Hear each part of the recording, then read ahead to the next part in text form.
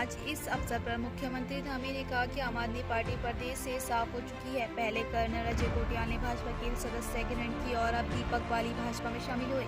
उन्होंने कहा कि उत्तराखंड के अलावा हिमाचल प्रदेश, गुजरात एवं अन्य राज्यों में भी आम आदमी पार्टी का सफाया हो रहा है। प्रधानमंत्री नरेंद्र मोदी के 8 वर्षों के कार्यकाल में देश में एक नई कार्य संस्कृति आई है। उनकी कार्यशैली से दुनिया में भारत का मान सम्मान बढ़ रहा है। देश में भारतीय जनता पार्टी सशक्त होकर उभरी है। अन्य राजनीतिक दलों के लोग भाजपा की अच्छी नीतियों के कारण पार्टियों में शामिल हो रहे हैं। उन्होंने कहा कि दीपक वाली की विचारधारा में हमेशा से राष्ट्रवाद था। इस मौके पर प्रदेश अध्यक्ष मदन कौशिक ने दीपक वाली का पार्टी में स्वागत करते हुए पार्टी की ओर अधिक मजबूत होने का भरोसा भी जताया। माननीय मुख्यमंत्री श्री पुष्कर सिंह धामी जी एवं प्रदेश अध्यक्ष मदन कौशिक जी के द्वारा जो आज मुझे भारतीय जनता पार्टी की सदस्यता ग्रहण कराई गई है, तो मैं इसके लिए बहुत आभारी हूँ। आप लोगों को बहुत धन्यवाद करता हूँ। मैं राजनीतिक जीवन शुरू करने से पहले कहना चाहूँगा कि सामाजिक व्यापारिक जीवन में पूरी शिद्दत से काम किया। उसके बाद आम आदमी पार्टी भी मैंने ज्वाइन करी। वहाँ पर भी जो जिम्मेदारियाँ मुझे मिली उनको भी मैंने अपनी पूरी क्षमताओं के साथ निभाया। आज भारतीय जनता पार्टी में एक सदस्य के रूप में सदस्यता लेने के बाद मैं चाहूँगा कि उत्तराखंड प्रदेश में युवा और यशस्वी और एक विजन वाले मुख्यमंत्री जी श्री पुष्कर सिंह धामी जी के हाथ में जो प्रदेश की बागडोर दी गई है और जिस तरीके से उन्होंने अपने प्रथम कार्यकाल में जो फैसले किए, तो तब भी मन में कहीं ना कहीं कुछ होता था और लगता था कि हम भारतीय जनता पार्टी को रोक नहीं पाएंगे। जिसमें एक अहम फैसला सर्वप्रथम उन्होंने उत्तराखंड की जन भावनाओं को ध्यान में रखते हुए देवस्थलम बोर्ड पर जो उनका फैसला था वो वास्तव में पूरे उत्तराखंड की जन भावनाओं का फैसला था।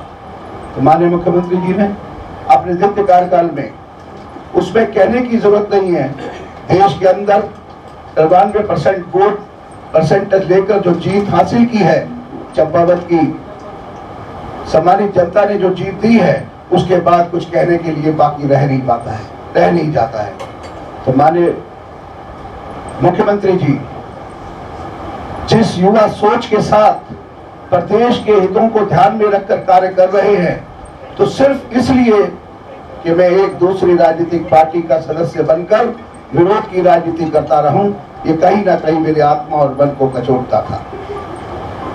रही बात आम आदमी पार्टी की, मन द्रवित हुआ 4 दिन पहले एक घटना को देखकर, बहुत द्रवित हुआ।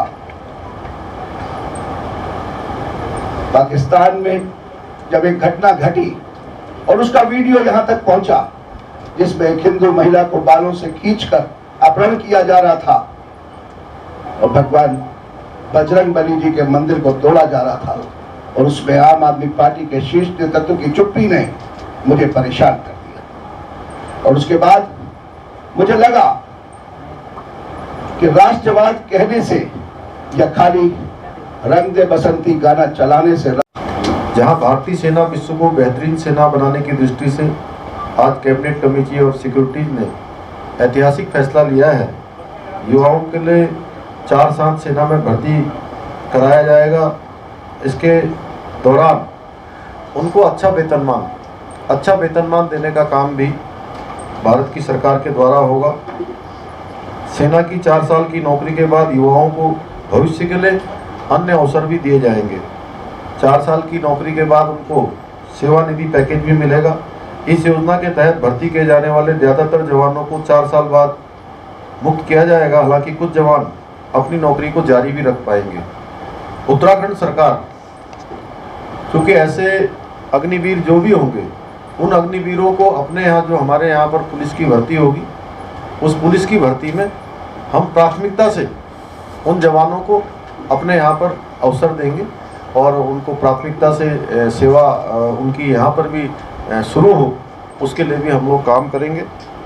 17.5 साल से 21 साल के युवा 10वीं और 12वीं के छात्र इसके लिए आवेदन कर सकते हैं। कोई अग्निवीर अगर देश की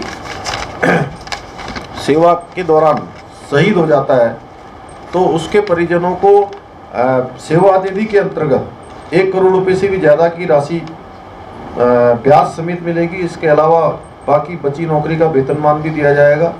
यदि कोई अग्निवीर डिसेबल हो जाता है तो उसे 44 लाख रुपए की राशि दिया जाएगी। इसके अलावा बाकी बची नौकरी का भी वेतन ऐसे अग्निवीर को मिलेगा। जहां एक और आज हमारे नौजवान युवाओं के लिए सेना में अपनी सेवाएं देने के लिए, देश सेवा के लिए, भारत माता की सेवा के लिए जहां एक तरफ माननीय प्रधानमंत्री जी ने अवसर दिए हैं, उनके प्रधानमंत्री बनने के बाद जो सैनिक हमारे देश की सीमाओं की रक्षा करते हैं, जो -डिग्री तापमान में काम करते हैं, कोई सियाचिन की ग्लेशियर में काम करते हैं, कश्मीर की सीमाओं पर काम करते हैं, चाइना हो या पाकिस्तान की सीमाओं पर हमारी देश की रक्षा के लिए तैयार रहते हैं, उन सब के मनोबल को बढ़ाने का काम, उन सब के लिए जो लंबे समय से जो रुकी हुई योजनाएं थी, उन योजनाओं को लागू करने का काम हमारे देश के प्रधानमंत्री मोदी जी के नेतृत्व में प्रारंभ हुआ है।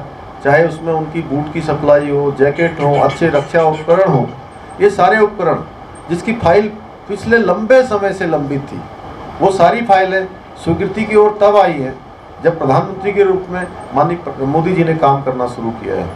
इसी प्रकार